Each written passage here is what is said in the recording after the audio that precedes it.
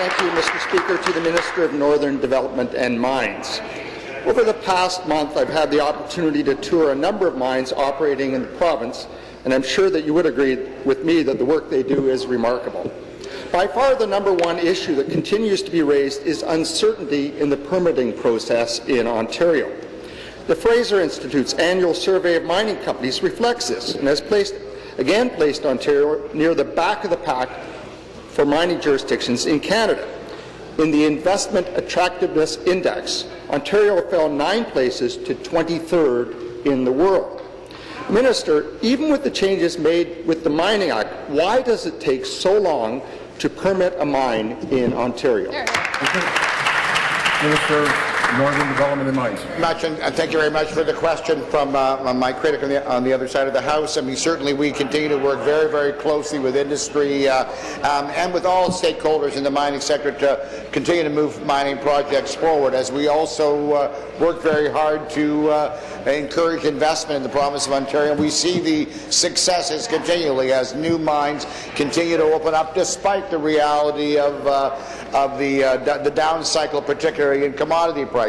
And one of the things we also do, working very closely with our Minister's Mining Act Advisory Committee that's in place related to moving forward on the Modernized Mining Act, is indeed find that balance as to how can we make sure that we put together the right system in terms of the permitting process, as well as being sensitive to the needs to find that correct balance. So this is an ongoing piece of work. We're very encouraged by the work that we're doing and continue to work closely with industry. Supplementary. Through the Speaker again to the Minister. Speaker, uncertainty in the permitting process makes it harder for companies to justify investing money in Ontario projects. Noront Resources, trying to develop the Ring of Fire, had to wait 2.5 years just to have their terms of reference approved. Just this morning we heard from miners that it takes at least 110 permits to open a mine in Ontario.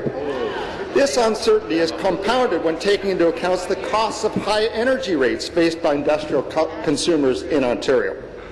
Through the Speaker to the Minister, how will we be able to bring into production new mines to replace those that will be closing in the next decade if the current permitting process in Ontario is so unpredictable?